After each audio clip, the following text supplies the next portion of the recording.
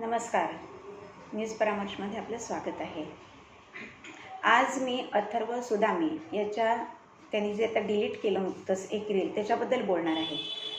आता वास्तविक पाहता अथर्व सुदामेवर बोलून त्याला उगाचच मोठं करण्याचा माझा इरादा नाही आहे, पण त्याच्यामध्ये त्यांनी जो संदेश देण्याचा प्रयत्न केला आहे आणि त्यानंतर जेव्हा त्याच्याविरुद्ध आवाज उठवला गेला हिंदू संघटनांकडनं, हिंदू लोकांकडनं, त्यावेळेला त्यांनी मानभावीपणाने ते रील डिलीट केलं आणि सांगितलं कुणाच्या भावानं दुखवले असल्या तर मला माफ करा.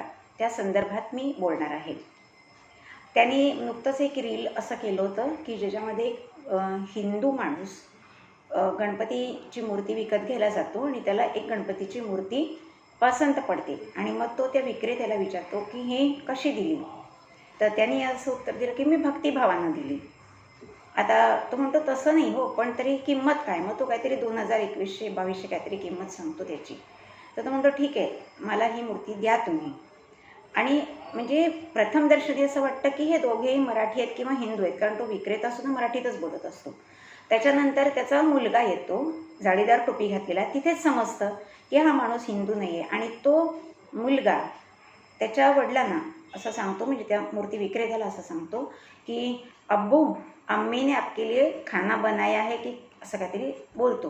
ह्याच्यातनं अगदी स्पष्ट होतं की तो जो विक्रेता आहे तो मुस्लिम आहे. आणि त्यातनंतर तो थोडासा खजील झालेला दाखवला आहे विक्रेता.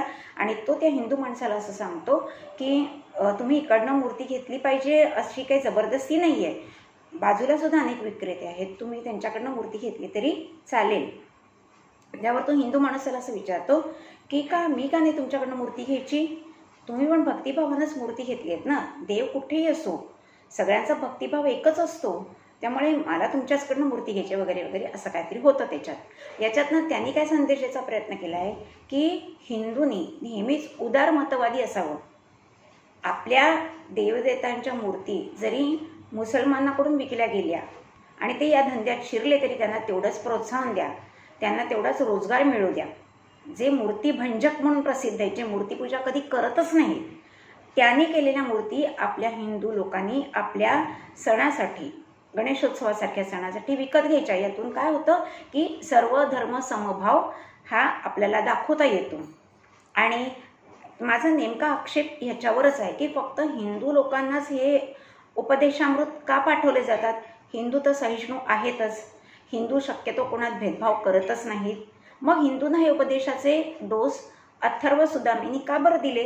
जर त्याला सर्व धर्म समभावाचा एवढाच पुळका होता तर त्याला हाच विषय घेऊन वेगळ्या पद्धतीने मांडता आला असं ना. म्हणजेच गणपतीची मूर्ती एखाद्या मशिदीत, मजारीमध्ये किंवा त्यांच्या मदरशामध्ये मुसलमान लोक भक्तिभावानं झांजा वगैरे वाजवून घेऊन जात आहेत आणि नंतर एका हिंदू ब्राह्मणाला, पुजाऱ्याला बोलवून विधिवत त्याची पूजा करतायत, प्रसाद खातायत आणि हिंदू मुसलमान ऐक्य दाखवायचा प्रयत्न त्यातून दिसून येतं असं दाखवता आलं असं. किंवा या सणाच्या निमित्ताने मुसलमान बांधवांनी अशी प्रतिज्ञा केलेली आहे की आपण 11 दिवस गोमांस खायचं नाही किंवा नॉनव्हेजच खायचं नाही, आपण 11 दिवस स्ट्रिक्टली शाकाहारी राहू.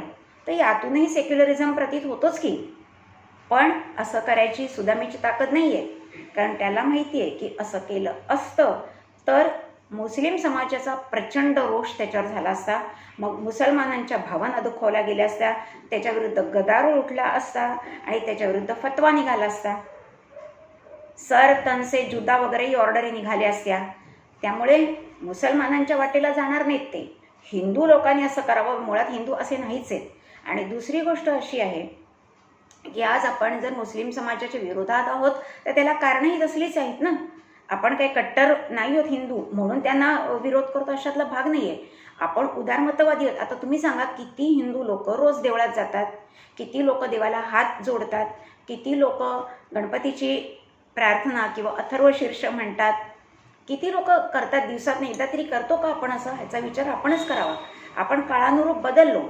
आपण असं म्हणतो की आपली कर्तव्य महत्त्वाची, आपला देश महत्त्वाचा आणि आपली सर्वांगीण प्रगती महत्त्वाची.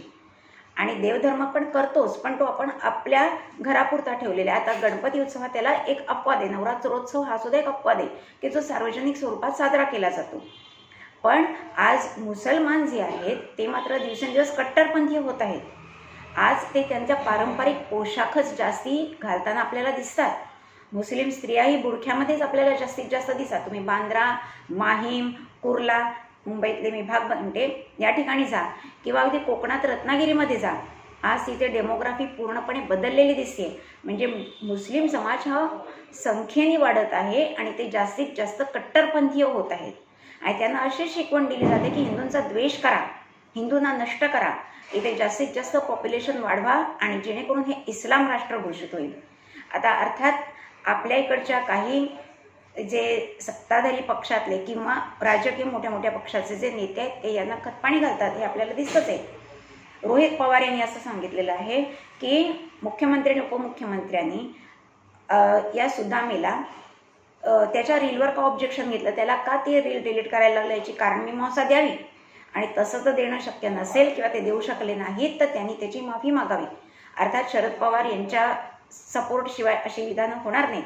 आता उद्या शिवसेना जो बाळगा पक्ष झाला आहे उद्धव बाळासाहेब ठाकरे यांचा, तेही उद्या रोहित पवारला एक राजकीय चाल इंडिया आघाडीत टिकून राहण्यासाठी म्हणून सुद्धा सपोर्ट करतील की आमच्या उत्सवा धार्मिक असला तरी सर्वसमावेशक आहे, त्यामुळे अशा प्रकारे ह्युमन राईट्स म्हणजे अभिव्यक्ती स्वातंत्र्यावर गदा आलेली आहे आणि त्यामुळे याबद्दल त्वरित पावलंच उचलली पाहिजेत, नाहीतर मुस्लिम समाज धोक्यात आलेला आहे.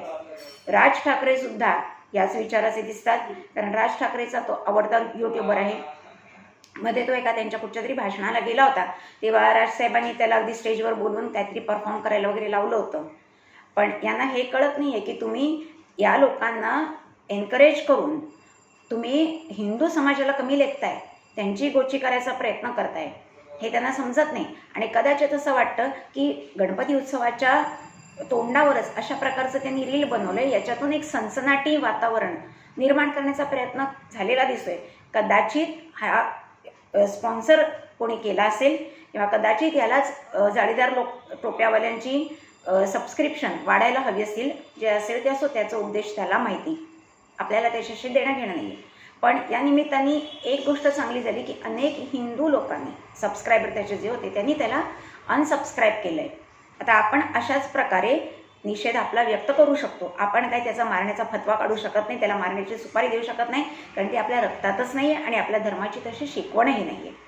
आपण सहिष्णू आहोत आणि आपण संयमाने वागणारे हिंदू समाज आहे, त्यामुळे आपला निषेध आपण फार तर भाषणातून किंवा वर्तमानपत्राच्या लेखनातून किंवा आता मी जसं सोशल मीडियावर बोलते त्याप्रमाणे व्यक्त करतो. याच्या उपर आपण त्यांना कोणालाही इजा पोचवू शकत नाही आणि आपली तशी करायची वृत्तीही नाही आहे आणि आपलं तसं करायची गरजही नाही. पण हा समाज दिवसेंदिवस मुस्लिम समाजात तुम्हाला माहिती आहे की मीडियावर किंवा बातम्यांमध्ये मुस्लिम समाज मुसलमान असा उल्लेखही होत नाही. विशिष्ट धर्माचे लोक, अल्पसंख्याक लोक, अरे का तुम्ही जर मुसलमानांच्या विरोधात किंवा बाजूनी बोलता तर तसं स्पष्ट बोला.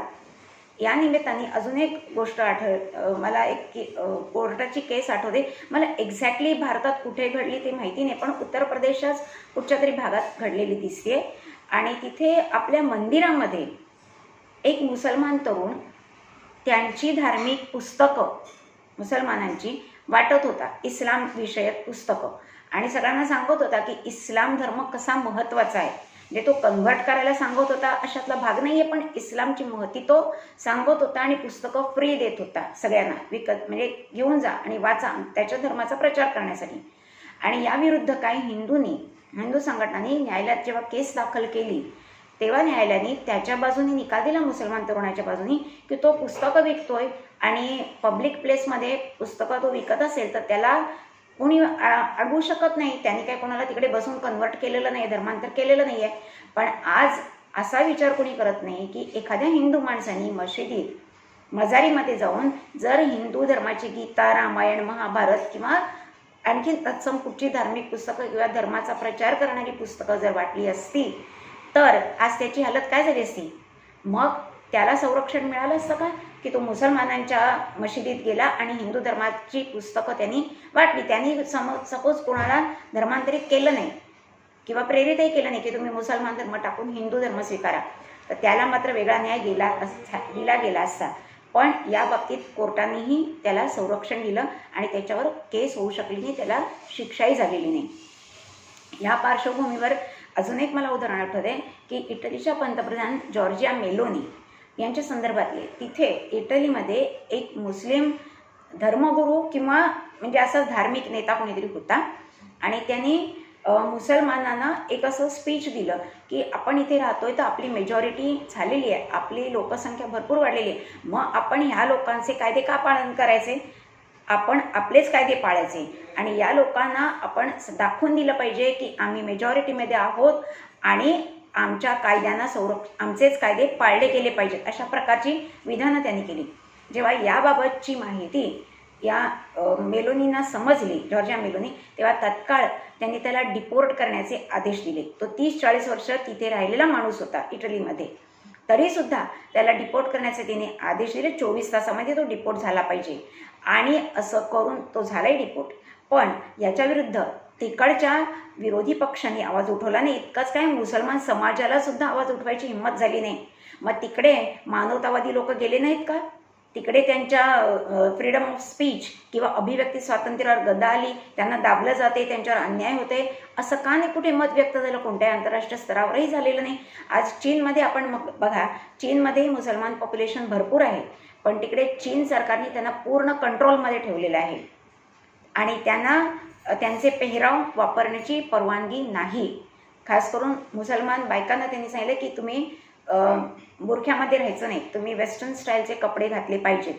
आता त्याचं अंमलबजावणी किती होते मी काही चीनमध्ये जाऊन पाहिलेलं नाही, पण जी माहिती मिळते तिकडच्या लोकांकडनं त्यावरनं असंच दिसतंय. आणि त्यावेळेला मग असं का नाही आंतरराष्ट्रीय स्तरावर प्रश्न उठला जात की त्यांचा पारंपरिक पोशाख आहे, त्यांनी ती जाळीदार टोपी घालायची किंवा स्त्रियांनी बुरखा घालायचा, का नाही? मग तिकडे त्यांच्यावर त्यांच्या सरकारने काही कायदे आणले तर ते मात्र सगळे चिडचुप्त असतात आणि इथे मात्र या लोकांना पुळका येतो. याच्यातनं काय होतंय की तुम्हीच त्यांची पॉवर वाढवताय आणि तुम्हीच त्यांना असं करायला प्रवृत्त करताय आणि या देशामध्ये धुपडे माजवताय. तर याचा विचार हा सगळ्यांनी केला पाहिजे, कारण एकतर्फा कधीही कुठचाही समझोता होत नाही. जर दोन्ही बाजूनी समान प्रयत्न झाले, जर दोन्ही बाजू समजूतदार असल्या तरच वादावर कुठच्याही कायमचा पडदा पडतो. आणि तसं जर झालं नाही आणि जबरदस्तीने कोणाला माघार घ्यायला लागली तर तो त्या व्यक्तीचा पराभव असतो किंवा त्यांनी अगतिकतेपायी केलेली ती कृती असते. आणि आपल्याकडचे सो कॉल्ड सेक्युलरवाले किंवा पुरोगामी लोक हेच करायचा प्रयत्न आपल्या देशात करत आहेत. पण ठीक आहे की हिंदू समाज जागृत झालेला आहे आणि उद्धव बाळासाहेब ठाकरे यांनी तर किती प्रतारणा हिंदूंशी केली आहे ते आपल्याला माहितीच आहे. त्यांनी वक्फ कायद्यालाही विरोध केलेला आहे आणि असं सांगितलं आहे की जर तुम्ही त्यांच्या वक्फ कायदा पास झाला किंवा मुसलमानांवर काही अत्याचार किंवा त्यांच्या स्वातंत्र्यावर गदा आली तर आम्ही रस्त्यावर उतरू.